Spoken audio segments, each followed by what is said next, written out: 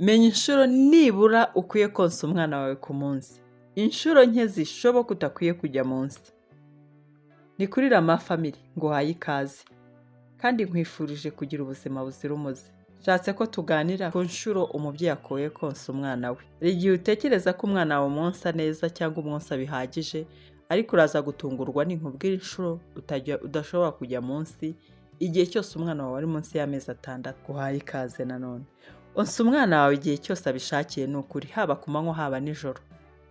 Uko umwana arushaho gukurura ibere kandi arifashe uburyo bukwiye, burya bituma amashereka aza ari menshi. Witegereza ko umwana arira kugira ngo umwonse. Oya, kurira ni ikimenyetso cya nyuma kigaragaza ko yashonje rwose. Ibimenyetso bya mbere bigaragaza ko umwana wawe ashonje ni ibi. Icya mbere ni ukudatuza. Icya kabiri uzitaho ni ukureba ko umwana yasama no guhindukiza umutwe hirya no hino, burya uwo mwana aba ashaka konka.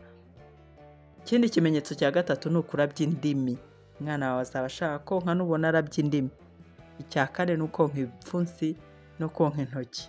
Umwana wawe azaba ashaka konka, azaba ashonje. Kurira ntibivuga ko umwana arwaye cyangwa ashonje byanze bikunze.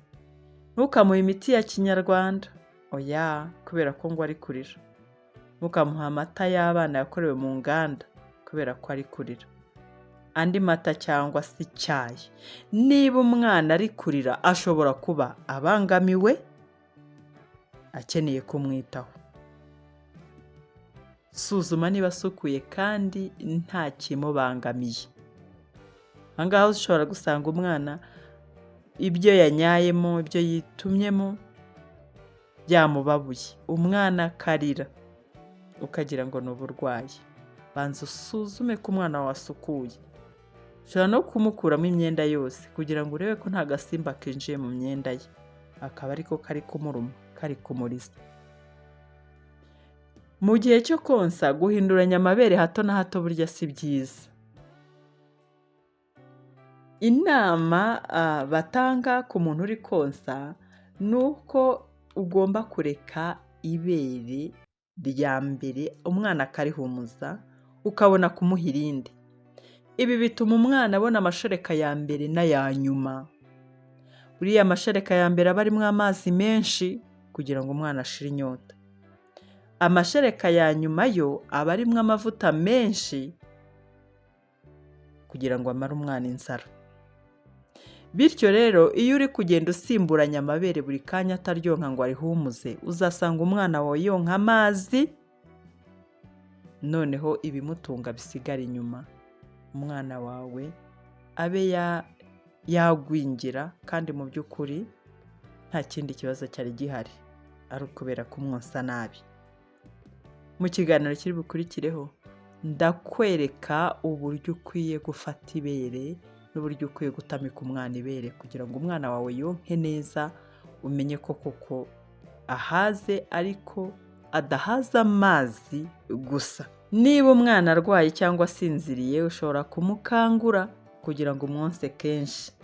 Impinja zikenera konka kenshi cyane, buri masaha 2 cyangwa se nibura amenshi akaba 3. Fata umwanya uhagije wo konsa, reba ahantu wumva utekanye.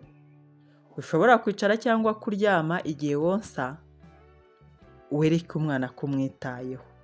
Mube hafi ku manywa na nijoro. Mu gihe uri konsa, reba umwana we mu maso, umuvugishe, umusekere, umukore n'utundi tumenyetso. Umwana wawe ashobora kureba mu maso no kumva ijwi ryawe. Umwana wawe kandi agomba kuba ashobora gukoresha amaboko n'amaguru bye uko abishaka. Bisubiyemo, kandi ashobora no kugukoraho. Muha umutekano rwose. Inshuro udakwiye kujya munsi wonsa umwana wawe ni inshuro nibura 12 ku munsi. Ni ukuvuga ngo ukamwonsa nibura inshuro 8 ku manywa n'inshuro 4 nijoro muryamye. Ni ngombwa, ni byiza. Niba uhangayikishijwe no kwiyumvamo kutabona amashereka ahagije, irememo icyizere. Menya uko wafata umwana uri konka, nuko wamutamika ibere mu buryo bukwiye. Ibyo tuzabirebera hamwe mu kiganiro gikurikiyeho.